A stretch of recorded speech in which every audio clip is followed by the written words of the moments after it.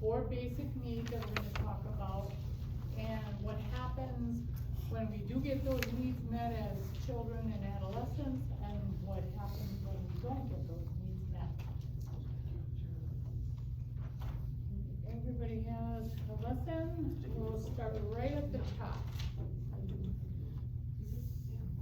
We all enter the world with needs. There are 4 global categories of needs, which is physical, emotional, mental, and spiritual. Interesting enough, we all enter life with the same needs regardless of our race, gender, socioeconomic status, country of origin, or anything else. So we all enter with these global categories, and then we all enter with the 4 basic needs as well. Having needs acts as an equalizer and provides a baseline for human existence. So some people obviously have their needs met much more than others. That doesn't make them better than anyone else. It just means they have had their basic needs met better than anyone else. If you didn't have those basic needs met, it doesn't make you less of a person. It just means you may struggle in different areas. You may develop coping strategies to try to get those needs met. And that's what we're kind of talking about. So the second paragraph there says that we err when we don't understand those 4 global areas, need areas, and we also err by attempting to meet a spiritual need with a physical means, or meet a physical needs with an emotional needs. And then like if Mike comes home and he's hungry, he comes in and he's famished, he's had a really hard day and he wants a really good comforting food like spaghetti. Yes. And I say, well, just go in the bedroom and pray about it, dear. You think that's gonna go over real well? No. Not very well. I've never done it, and I wouldn't even try to do it. But we do that when we have an emotional need or a spiritual need. Many times we try to fill that by putting in place like a physical solution. We drink, we smoke, we shop, we watch pornography, we eat, gamble. I mean, there's a myriad of things. We withdraw, we isolate, we get angry, we blow up. There's just a myriad of ways that we try to substitute what should be there.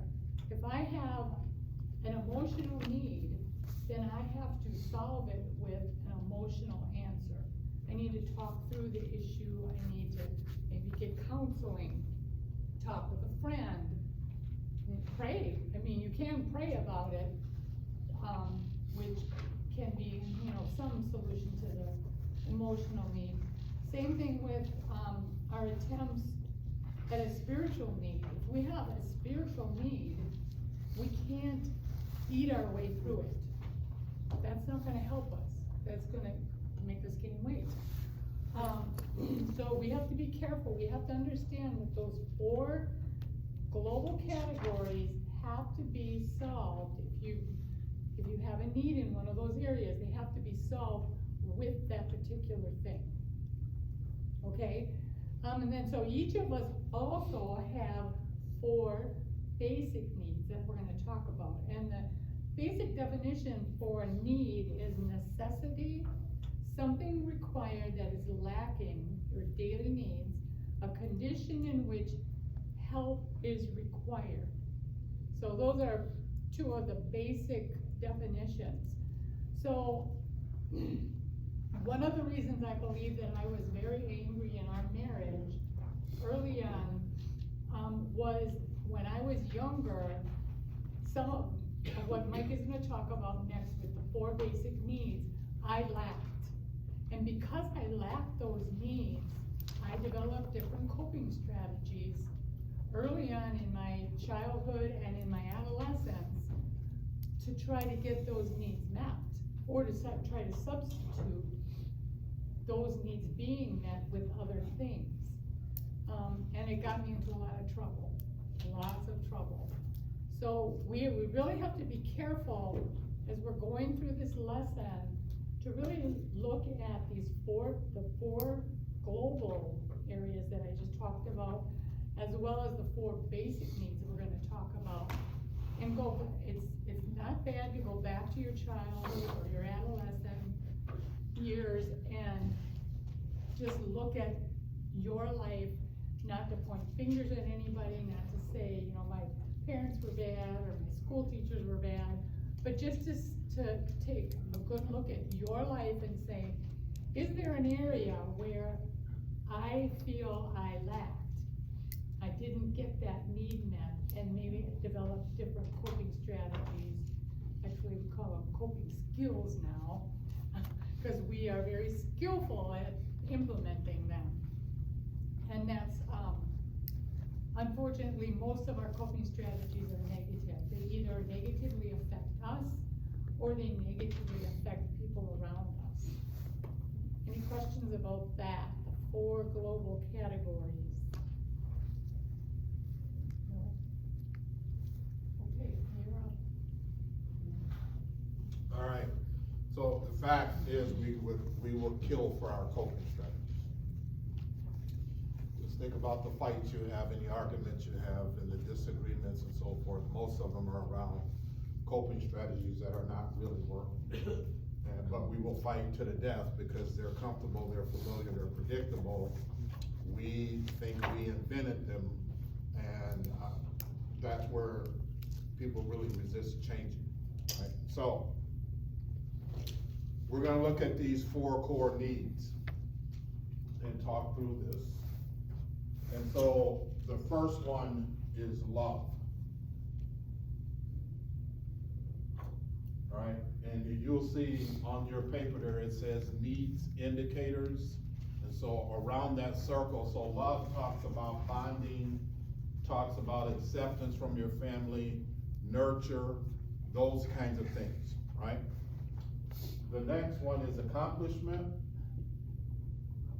And accomplishment starts to talk about your sense of purpose, your abilities, talents, all of those kinds of things. Then, What's the first accomplishment? yeah, I'm gonna come back to that, thank you. Self-esteem, which talks about your self-image, how you see yourself, dignity and self-respect, and self-control, or is it self-discipline? Which talks about self-discipline, the ability to follow rules, all of that kind of stuff. Being socially appropriate. Now, I always ask the class the same question. So we all have the same first accomplishment in life. Who knows what this is? Taking our first breath. Wow. This class nailed it right off the bat. Breathing. So we, pop down the slide and introduce ourselves in the delivery room. The first thing that we do is we breathe.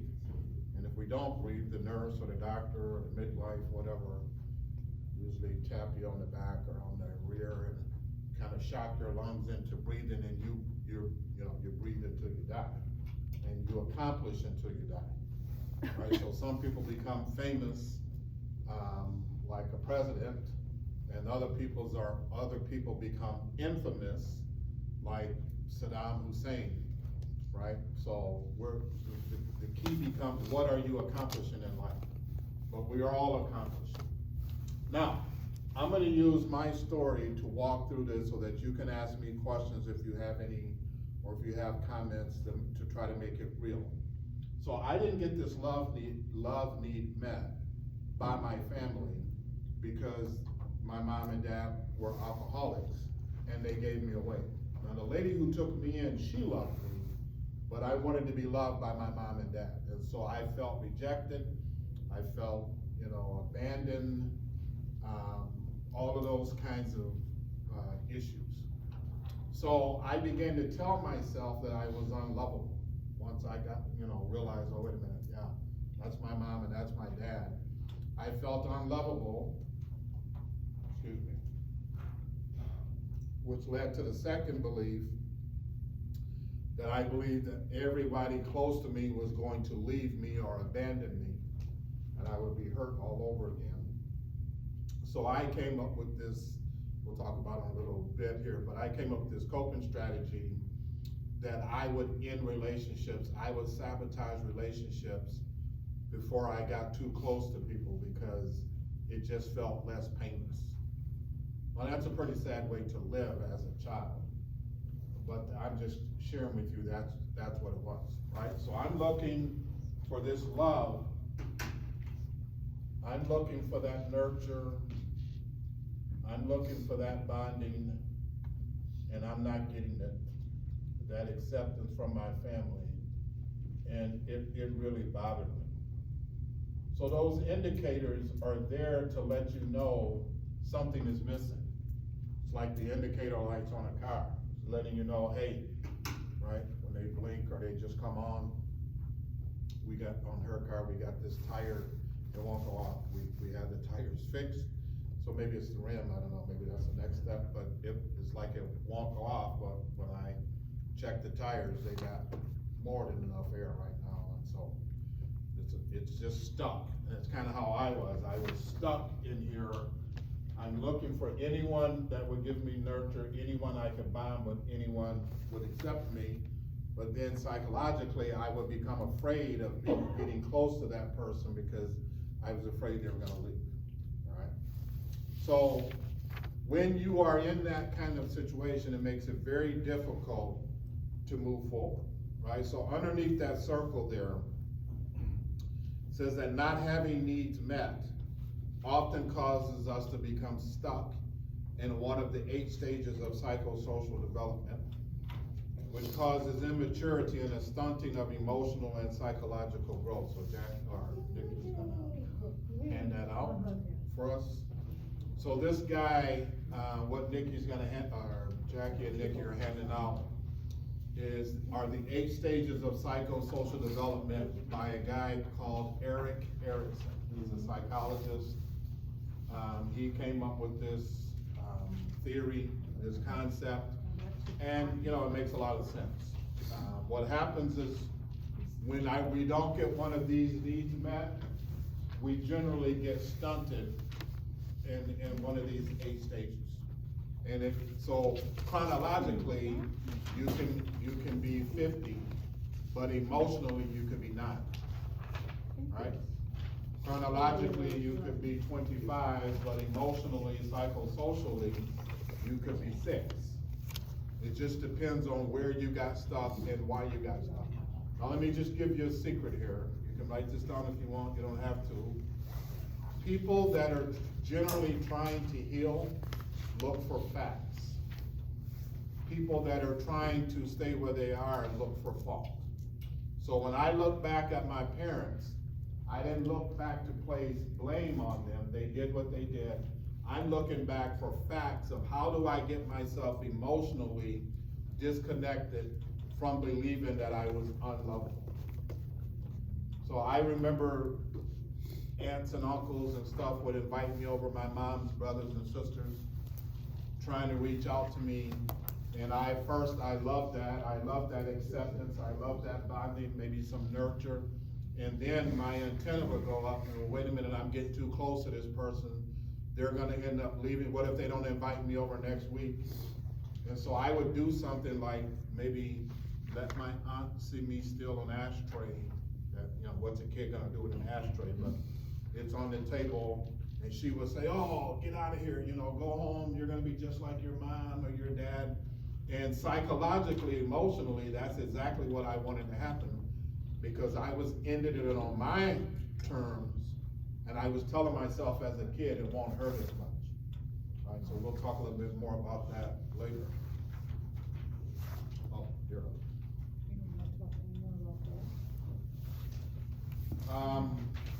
So accomplishment again talks about the purpose. My wife said I should talk more about this. talks more about purpose and, Yeah, I'm screwing it all up. purpose and skills, right? Talents.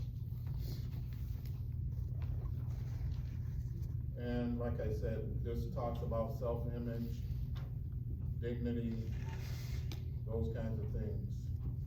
Now, here's the interesting thing I found out. When, just using my situation, but for anybody, when you don't feel loved, it's hard to have good self-esteem.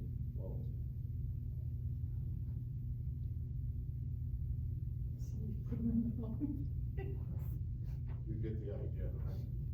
When you don't have accomplishment, it's hard to, or excuse me, when you don't have self-control, it's hard to accomplish anything. So they kind of crisscross.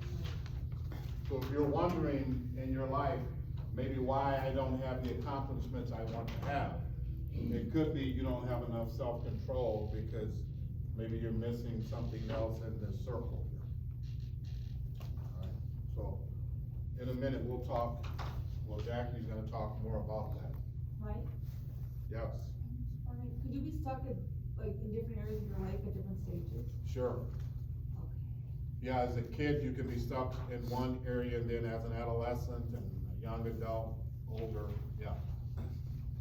Even when you're growing up, when you be, just in a different, like, say your job, you or whatever, you have really far with education, but you have like a child with emotional meltdowns, or you have, I don't know, just like, or you just have to be one, I'm just stuck at age 13, you know what I'm saying? Yeah, if something very traumatic, for example, happened at age 13, or if there were a series of traumatic events, you could absolutely be emotionally stuck there, Okay. right? So, I'm always afraid that I'm gonna talk too much, so you go ahead, I'll come back to this 8 stages of Okay, cycle. I do wanna say something though.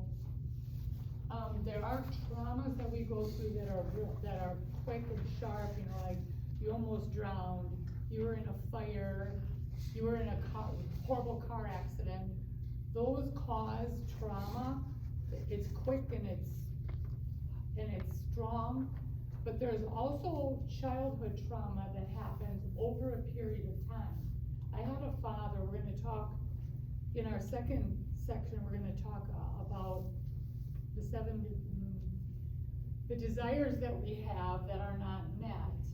And my father had a desire that he was never heard and understood by his father. I never met his father because he passed when my dad was about 16. But because of that trauma, his trauma growing up, he passed some of the stuff down to me and my siblings, where he would get so angry if we weren't listening to him. You know, if we interrupted him or if we didn't take his advice, he would get so angry. And I personally believe he was stuck. If you look on these 8 stages of psychosocial development, I think he was stuck in adolescence. I think that he had the emotional ability to get to about maybe 14, 15 years old. He wasn't heard and understood as a child, so that triggered him and he would scream and yell. And I'm talking about screaming and yelling for hours. And me and my siblings would literally hide to try to get away from it, you know, put earplugs in and just try to listen to music or leave, because of that trauma that was over and over and over again, you know, day after day, week after week, year after year. So there are different types of traumas that will get us stuck in these stages. So if we could turn to page 2,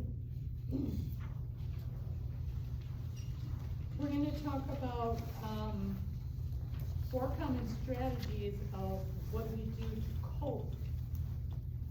The paragraph on the top there says, when needs are not met, we develop coping strategies or skills to avoid the pain and even make agreements about incorrect messages we hear in our minds. So, an agreement, I should put the definition of that. An agreement is a binding contract almost. You know, if I wanna make an agreement with someone that I'm going to provide services for them, many times you have an agreement that spells it all out, and then you sign it, the other person signs it, you date it. It's kind of a binding contract almost.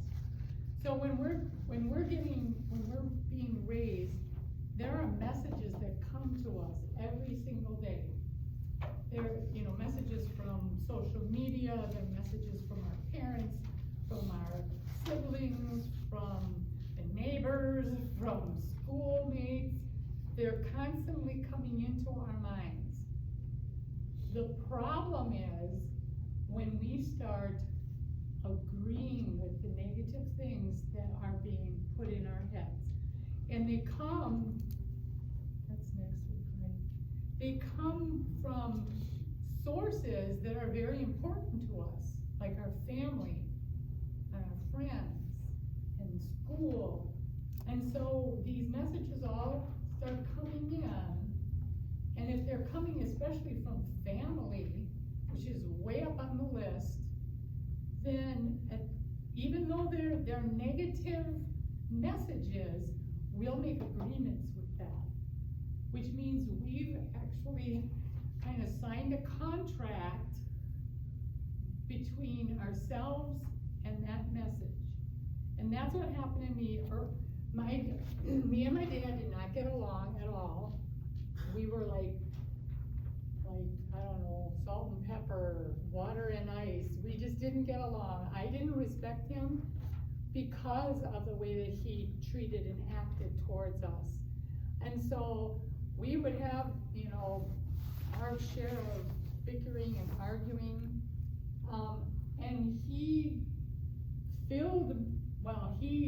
the messages that he sent to me were, he would say this phrase, "Why are you so ugly?" And now I understand that when he was saying that, he meant, why are you acting so ugly? Why are you, you know, so behaving and talking the way that you talk? But me at 12 and 13, when a parent, especially a father is saying, why are you so ugly? You know, that message over and over and over and over again, I began to agree with it. My dad's telling me I'm ugly. I must be ugly.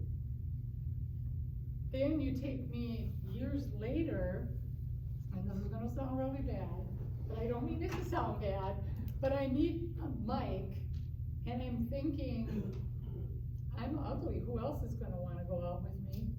So, we started dating. And then we started doing things we shouldn't have done as a teenager. But I thought, but I'm ugly, and who else is gonna want me? And if I don't do these things. So, be careful about the agreements that you make. And I'm telling you, they come in all different ways, from all different places. We need to guard our minds, like the Bible says. Guard your mind and be careful what messages are coming in, where they're coming from, who they're coming from, and are they truth? So became a Christian, and I started realizing, no, I'm not ugly. My dad, you know, I began to understand what my dad was saying. My attitude was very ugly, but I wasn't ugly. I'm fearfully and wonderfully made. God created me the way that he wanted me to be. Those were the truths that I had to erase the agreement that I had made with truth. I was just gonna say, so that's a pretty deep, right, Jackie, took it pretty deep, so let's lighten up for a second, so. But but don't forget what she said, cause it's true. We'll expound on that actually next week or the week after when we talk about some environmental conditioning. But, a couple years ago, we refinanced our house. And, when I think about agreements, I think who would refinance a house or buy a house? And you're signing the paperwork and the person across from you, he or she says, yep, we're gonna give you this loan and you're gonna have a great interest rate, but you can't use your backyard. Nobody would agree to that. You know, we're gonna give you this great interest rate, this loan, this is your payment, but, you know, you can't use your kitchen. So, you know, we laugh inside. Well, who would agree with that? But we agree with things that are even worse than that are not true. Right? And so emotionally, psychologically, when we agree, I agreed with I'm unlovable because my parents didn't love me. This lady who took me in loved me to death. And so that shot me off on trying to find this love and this nurture and this bonding. And I was an angry kid. So the first one, these are the 4 common strategies that we use, coping strategies, when we don't get those needs met. These needs here, especially, the love, the accomplishment, self-control, and self-esteem. The first one we do is we substitute. Substitution is replacement, using other people or things to meet the need. Just like I was saying about the global areas, we do the same thing with these 4 needs. This is a person or thing serving or used in place of another. To put, use, or serve in place of. So, that's why we get into the coping strategies or the coping skills. So, when my dad would start in with his screaming and yelling, my first coping skill was to withdraw. So I'd go up in my room, I actually made my own bedroom when I was a teenager, young teenager, up in the attic, way in the back. I would go, I would close the door, lock the door, go up there, I'd blast music because I didn't want to hear him screaming and yelling. Then I started getting into smoking marijuana and drinking alcohol, cause then I would really be gone, you know, he'd be like, Jacqueline, blah, blah, blah, I'd be like, whatever, Dad. That's what we do.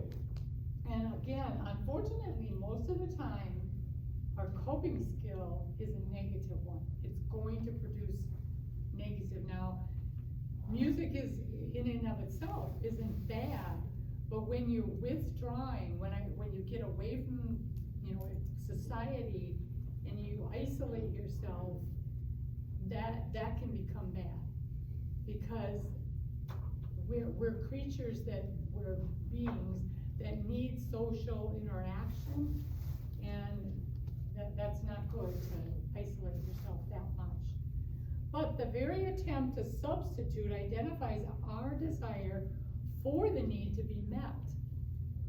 So later on in high school, when I met Mikey, he became one of my coping strategies because he was Mr. Fun-loving. We would go to parties and he'd be joking and he'd make me laugh. And he was my way of escaping what was going on in my household. And every chance I got, I'd be out of my household. So those of you who have young kids still, almost everything in secular philosophy in the world is trying to substitute you out as a parent. You need to understand that. No matter how innocent it might look on the surface, why is it there?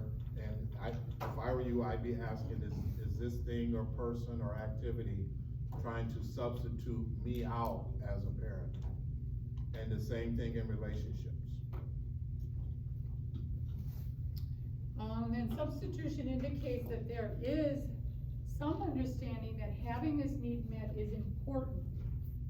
So the need, the desire for the need to be met never goes away. We've always got it, it's usually in the back of our mind. If it's not being met, we start to substitute things or people to try to get that need met, because it's important to us to have that need met.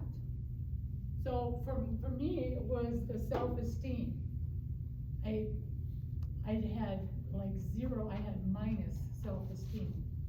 Although people on the outside would think, oh, she's just, you know, in high school I was wearing clothes like a model and stuff, wearing makeup, tons of makeup. I shouldn't have been wearing that much makeup, but I was always trying to build my own self-esteem because it was in the toilet.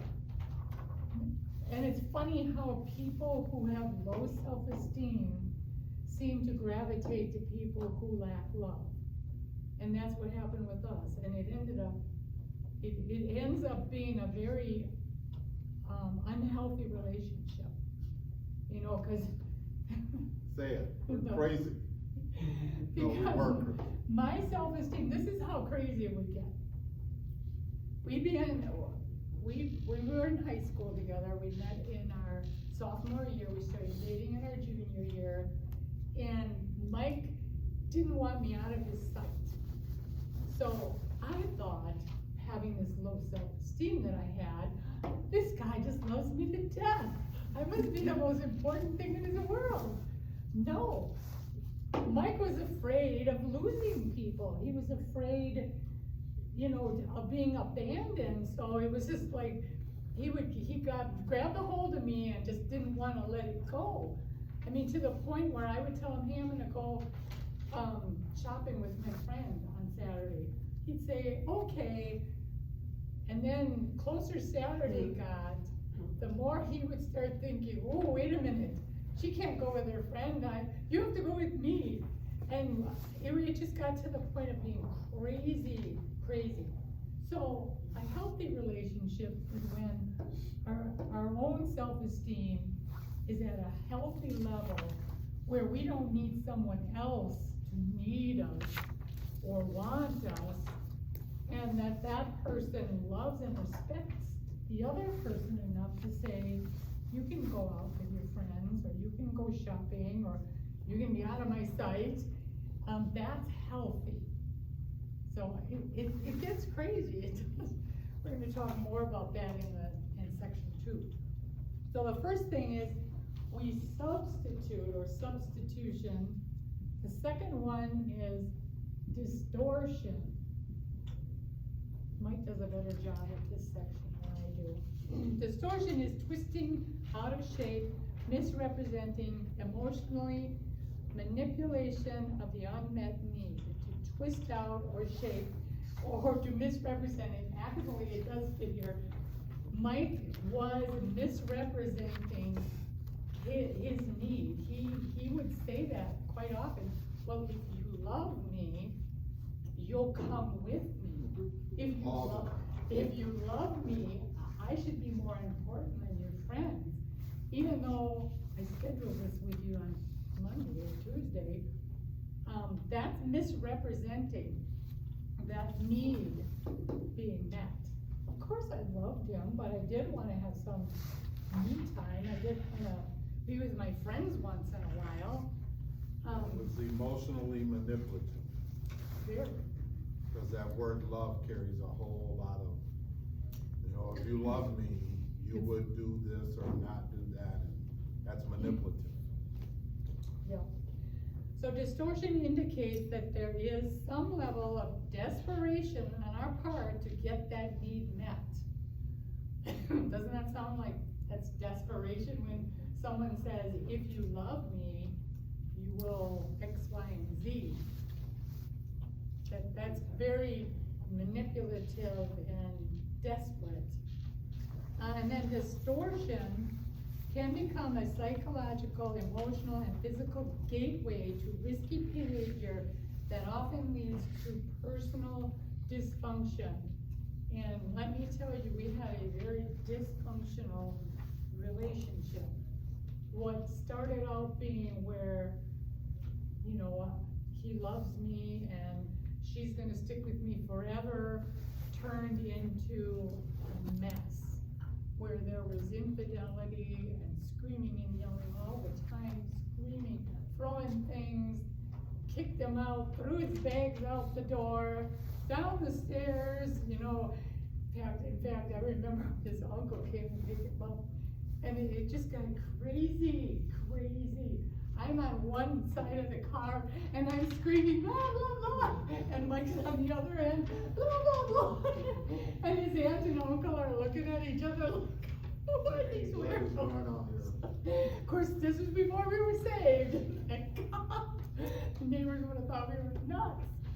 But that's how it can get though. It can get to the point where if we don't take this serious, we're desperately trying to get our needs met somehow, some way, and it's almost always an unhealthy way. And it becomes risky. So it was risky for Jackie. Of course, she didn't know me. It was risky for her to start dating me because I got all of these issues. My parents abandoned me. They were alcoholics. She didn't know that. I love to fight rather than talk in those days because that's where I was emotionally. So it was risky for her to start dating me. It was risky for me to get involved in a relationship because I had all of these issues. Right, so then what happens is we try to self-medicate ourselves. That's what most of us do, and that's not just with drugs.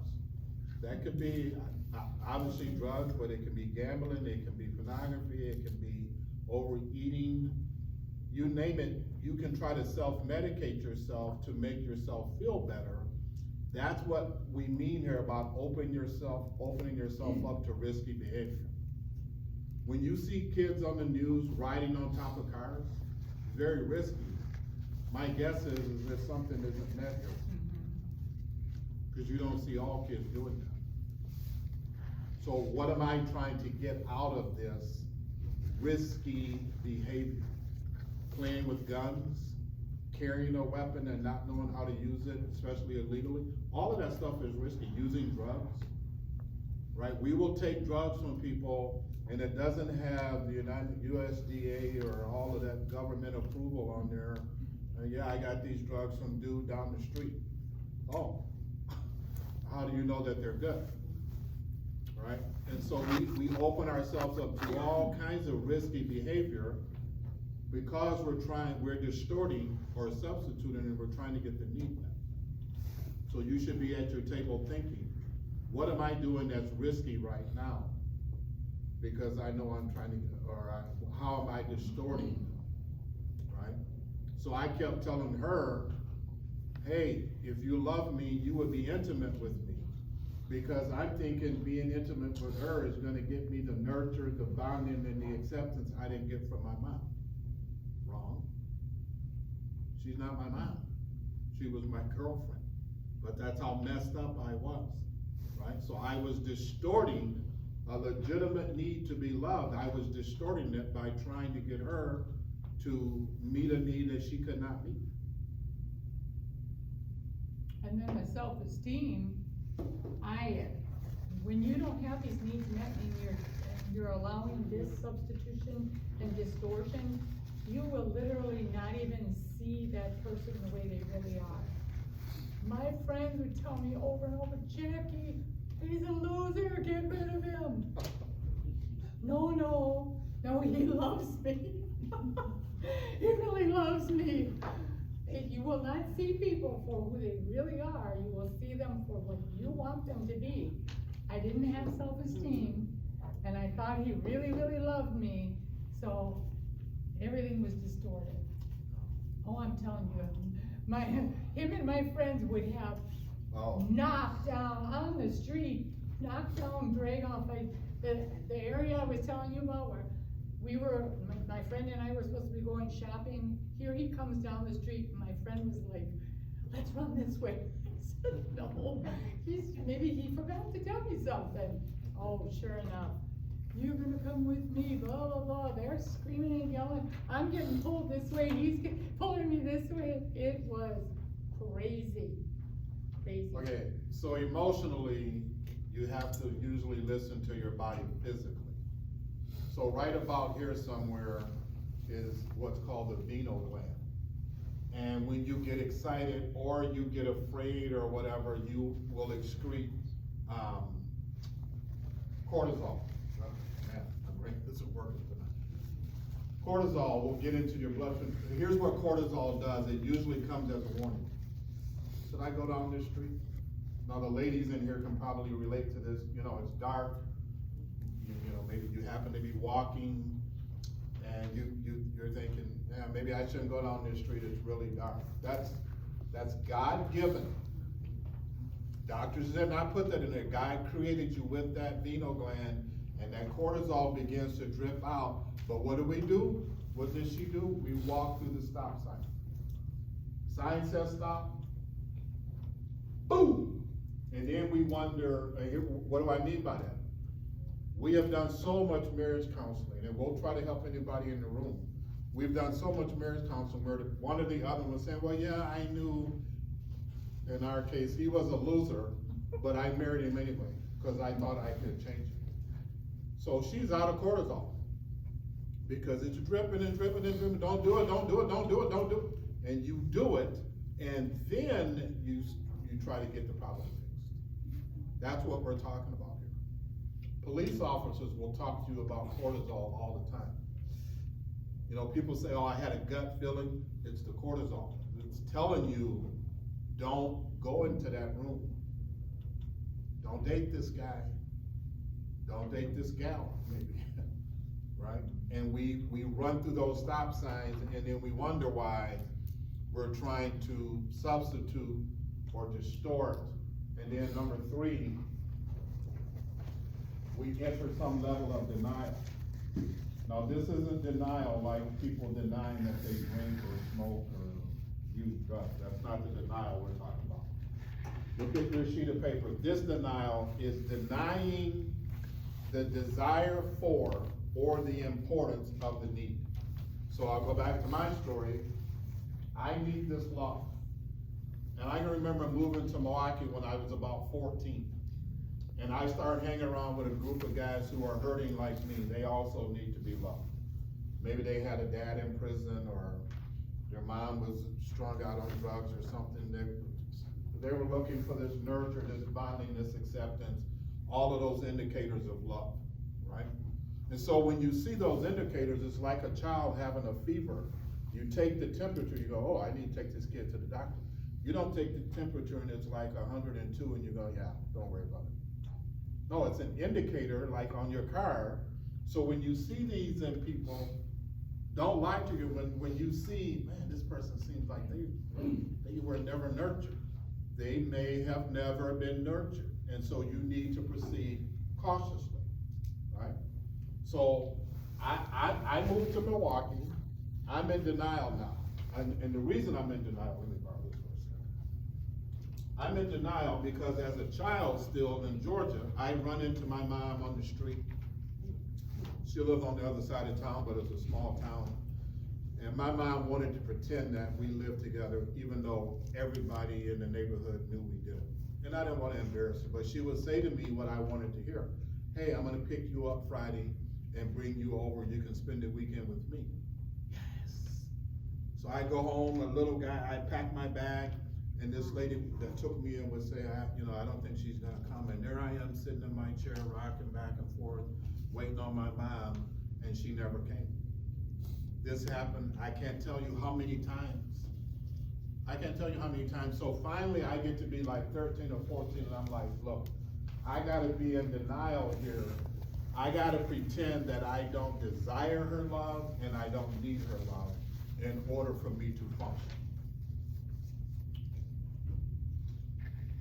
First bullet point there, denial becomes the psychological attempt to minimize the pain of losing hope that the need will ever be met.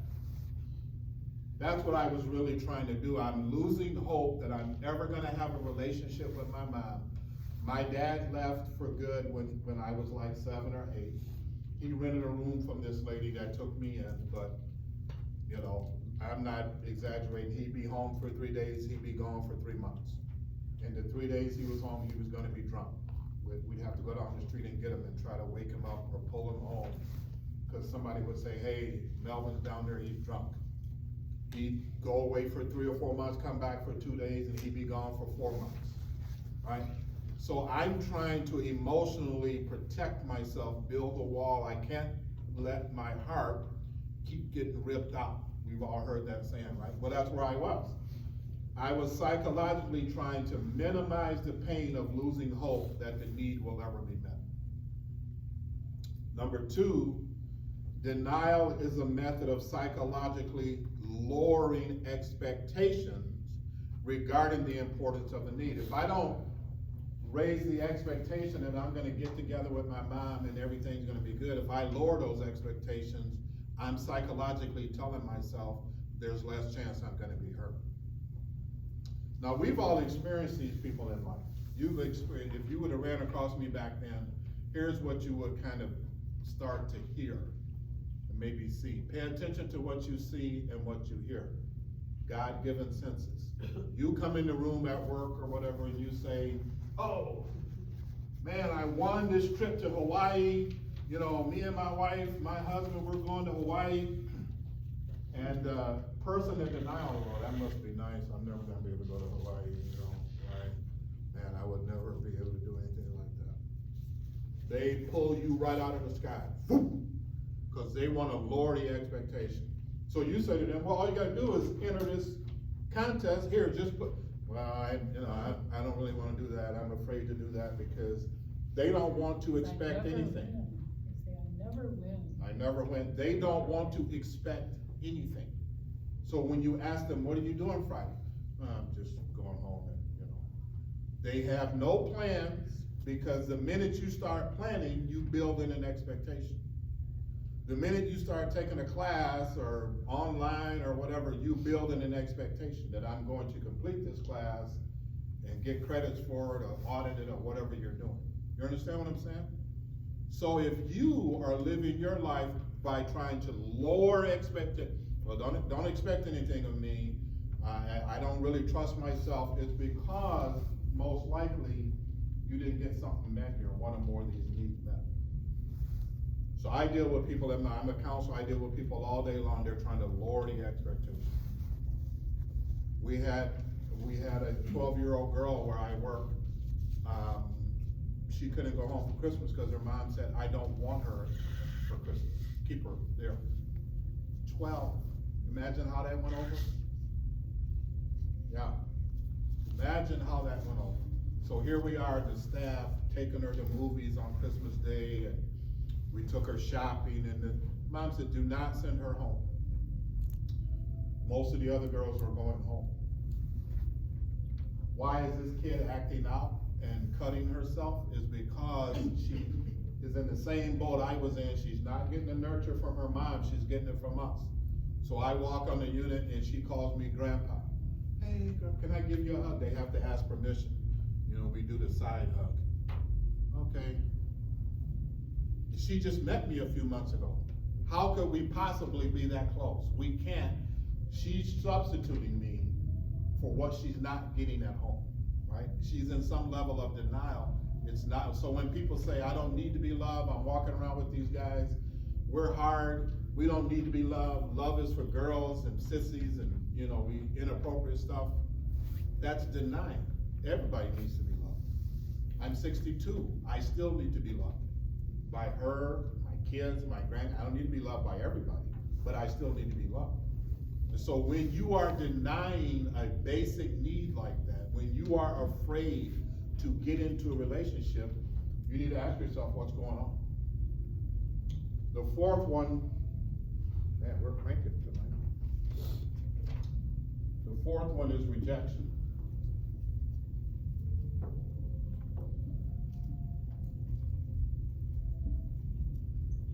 All right, look at what it says at your paper there. You are rejecting the legitimate attempts of others to meet your need.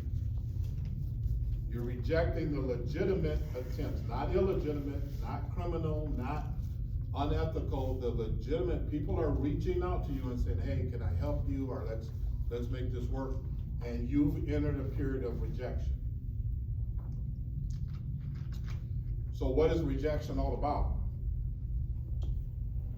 So you're refusing to take, agree, or to use, believe, you discarded the legitimate attempts of others to meet your need. Rejection flows from the fear that desiring the need and being vulnerable will be extremely painful and unproductive. So it's very close to denial. I don't want to admit that I desire this need, so I just reject everybody. I got hurt by this person, and so I can't trust anybody else. I worked with a guy who lost his marriage because of that. By the time he woke up and realized what was going on, like 2 years had passed by, and he was divorced. Very sad, because it didn't have to happen that way. But he was rejecting, because he had been hurt in his childhood, or actually, it was in his young adulthood. He didn't trust anybody else, and so he just rejected the legitimate attempts of anybody. He kept them out here. So it's like living in one of those old English castles with a moat and a drawbridge. Very good at keeping people out, unless they got some cannons. And even then, it takes them a while to blow their way in, but it's very good at keeping them out, but it also locks you in. Right? It locks you in. Second bullet point, rejection is entering a psychological state of deceptive self-control and core altering belief development. So in other words, I cannot grow, we cannot grow unless we are vulnerable. Do you know when you take a class, you're being vulnerable because you could flunk the class? When you go to try to get your driver's test, you're being vulnerable because you could flunk. When you go to school to get a degree or a certification or a license, you're being vulnerable. When you get into a relationship, you're being vulnerable. Life is full of vulnerabilities. What we try to do is eliminate all of those natural vulnerabilities, and what we end up is isolated and alone. And then we're looking around like, well, you know, I'm a great person, why aren't people lining up? Because you will not be vulnerable. So this is a little bit off, but because we have extra time. So one of the 7 or 6 self-defeating learned behaviors is tap dancing. So tap dancers are people that you can't keep them in one spot, you know, in a relationship. They don't want to commit. I don't want to get married. Oh, let's break up. I'll come back 3 months later. It's like trying to squeeze Jell-O. You put Jell-O on a plate or a table and you squeeze it, and most of it will squirt out in all kinds of directions. They're dealing with rejection, most likely. So let me tell you a story about rejection, and then we'll talk about these 8 stages of psychosocial development. So somewhere between 94 and 99, we were living in Wauwatosa.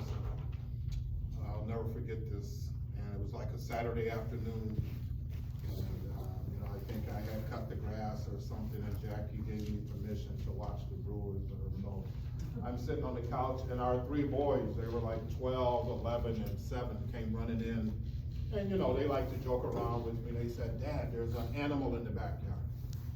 I'm like, get out of here. Come on, your mom told me I could watch the Brewers, leave me alone, you know. So they start pulling me up, Dad, seriously. So I go, all right, let me play along. And sure enough, we were living in a side-by-side with a big asphalt parking lot, both buildings actually. And there was a big fat woodchuck crawling across the backyard, but it was limping. One of the front limbs was broken or damaged, and the woodchuck was trying to crawl on 3 limbs. And I thought to myself, oh, this is a perfect opportunity for me to teach my boys how to take care of a wounded animal. So I got them by the back door. I said, stay away from the woodchuck. I ran and got my snow gloves, and I got a garbage can, and I was gonna put the woodchuck in the garbage can and call animal control. I was gonna immobilize the woodchuck, and so every time I reached down to pick up the woodchuck, so I jump back and they're pushing, Dad, grab it. And every time I reached down to help the woodchuck, it rejected me. Because when you've been traumatized and hurt, you don't know the hand that's trying to help you from the hand that's trying to hurt you. Because everything you look at is this person's trying to hurt me. Right? Danger, Will Robinson. That's an old show. Some of you aren't even born. What was it? I Love Martian? What was it called? Lost in Space. He had a robot that when there was danger, the robot would be, danger, Will Robinson, danger. Start blinking. Doesn't do anything, but. I don't know, I'm losing it. But that's rejection. I'm legitimately trying to help the woodchuck. But the woodchuck doesn't know the hand that hurt it from the hand that's trying to help it. Right, so is that where you are? Are you wanting to be in relationship, but you're afraid to be vulnerable? You know, really, we do a lot of vulnerable, some of it is crazy, it's 23 below, they were talking about tonight on the weather 5 years ago in 2019. Today, on this date, it was 23 below. And I can remember going to work and driving in 23 below, that's very vulnerable. Because if the car stops, I'm in trouble. In that kind of weather, in minutes, you can be gone. So we do all kinds of vulnerable things until we get so hurt that we become emotionally crippled and we become afraid and we become consumed with trying to, you can't live life without taking some vulnerabilities. All right, any questions or comments about that? Anything you want to say? Somebody say something so I can drink some Diet Coke. Yeah, question. Go ahead. You go ahead. Paul, I just wanna know if you ever got the woodchuck. Yeah, the woodchuck ended up crawling into the neighbor's garage, and then the animal control came in, they got it. I never got it. I was afraid of being scratched by the woodchuck. Okay. Vulnerability only goes so far. I guess, I don't know, maybe this is a tough to gauge question, but how do you find that, like, that line of, like, self-confidence and vulnerability? I'm sure it's different for every person, it happens at a different time. I know I personally struggle with that, but a lot of self-esteem issues and whatnot, so I find myself overextending and then pulling back, but going too far in each direction where either I'm trying to control a situation too often or I'm stepping backwards too often. And I never can seem to find that middle. Maybe that's just something that will. So the controlling, so this isn't just you asked the question for the class. The controlling, like I was, is a lack of vulnerability because I wanna make sure everything goes the way I want it to go. The stepping back is equally as controlling because I'm not gonna even attempt to be vulnerable and enter into the relationship. So they're both come from control, from insecurity, right? And so in relationships, there can be pain. Now, I don't mean that in, every day is just gonna, no.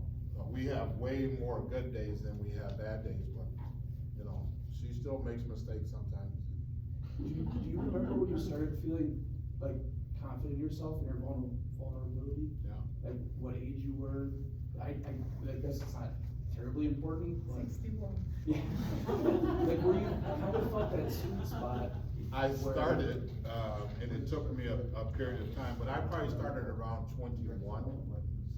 I started, and it was due to her, showing me that I could trust her, that she wasn't out to hurt me like my parents, cause that's the lens I was looking through, right? So I was lashing out at her because a part of me, I wanted to be with her, but the other part of me, I was definitely afraid she was gonna leave like my parents did.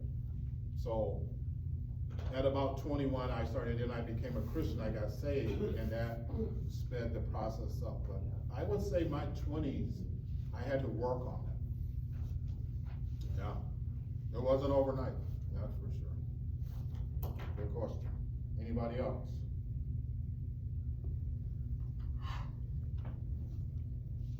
All right. The 8 stages of psychosocial development. Man, it sounds like a big word, but it just means how do we progress through life in a social manner. Excuse me. So, again, this guy Erickson lays it out. If you look at infancy to 18 months, birth to 18 months, the basic conflict, and he uses the word conflict, it really should be the goal to achieve, or, you know, trust versus mistrust, the important event, the goal to achieve is feeding. That's the most important thing to a baby, right? So the outcome is children develop a sense of trust when caregivers provide reliability, care, and affection. A lack of this will lead to mistrust. So as young as an infant, if you're not fed regularly, on time, the right thing, it will start to develop mistrust in a child. And it often doesn't show up until they get older, but here's where it can start. So we have food at the residential treatment center I work at, we got food, and the kids will still try to steal food and hide it in their room. We go in their room, they go, how come your dresser drawer there is so lumpy or whatever? Well, I didn't know if you guys are gonna feed me tonight. Cause they're coming out of dysfunctional situations. Yeah, can we get the food back? You know, we don't put that food back in the fridge unless it's wrapped, but you can't have it in your room. They've gotta learn to trust. So they're going all the way back. We're kind of forcing them into their trauma to confront their trauma. They're going back to their childhood where they were not fed regularly. Early childhood, 2 to 3 years. The big thing here is autonomy versus shame and doubt. And the big event is toilet training. Children need to develop a sense of personal control over physical skills and a sense of independence. Success leads to feelings of autonomy. Failure results in feelings of shame and doubt. A lot of people still struggling with this. They got spanked, they got beat, they got yelled at, they got punished, they got soap in their mouth, they got hit on the hand with a ruler, whatever, you know, they had to stand on one leg because they were not consistent in making it to the potty. And so what happens is you're setting that kid up for a life of trauma if there's something doesn't happen in that child's life. Next one is preschool, 3 to 5 years, initiative versus guilt. The important event here is that kids should be exploring. So when you see kids preschool, 3 to 5 years, and they're not inquisitive, they're sullen, they're withdrawn, they should be exploring everything, even to their detriment. You should have to keep them out of certain closets and drawers and places in the middle of the street, right? But naturally, they should be exploring. Children need to begin asserting control and power over the environment. Success in this stage leads to a sense of purpose. Children who try to exert too much power experience disapproval, resulting in a sense of guilt, right? So you got, I can zip my own code, I can, you know, you're in a rush, this is that age, 3 to 5. Okay, but they need that. They need to start trying to figure out how to zip their code and put on their own shoes and all of that stuff. School age 6 to 11, industry versus inferiority. The big event is school or education. Children need to cope with new social and academic demands. Success leads to a sense of competence, while failure results in feelings of inferiority. So going to school can be frightening for a lot of kids, right? First day of kindergarten or first grade, and you drop them off or put them on the bus, and a lot of kids will cry, right? Because they're leaving mom and dad or whatever the caregiver situation is, and they're going into a totally new environment. But they need that so that socially they can begin to develop and learn how to fit in and get along and all of those things. Adolescence, 12 to 18 years, identity versus role confusion. Social relationships is the important event. Teens need to develop a sense of self and personal identity. Success leads to an ability to stay true to yourself, while failure leads to role confusion and a weak self-sense, right? A lot of kids in this age, these are the kids I'm working with right now, they're all confused. A lot of the boys are hyper masculine because they don't have a male in the home, so they're hyper masculine, they fight about everything, they swear all the time. It's kinda hyper masculine. And so, hey, we don't need to fight about everything, from a guy who used to fight a lot, right? But that identity is what they're looking for. Who am I? Who approves of me? Where am I accepted? That's the kind of thing that's going on. Young adulthood, 19 to 40, intimacy versus isolation. Important events are relationships. Young adults need to form intimate, loving relationships with other people. Success leads to strong relationships, while failure results in loneliness and isolation. A lot of people struggle here with getting to know that other person, and the whole dating thing, and how does this work, and how do I fit into that, area. Middle adulthood, 40 to 65, this is where we are. Generosity versus stagnation. Work and parenthood are the important events. Adults need to create or nurture things that will outlast them, often by having children or creating a positive change that benefits other people. Success leads to feelings of usefulness and accomplishment, while failure results in shallow involvement in the world. Right? So I'm 62, I'm right here.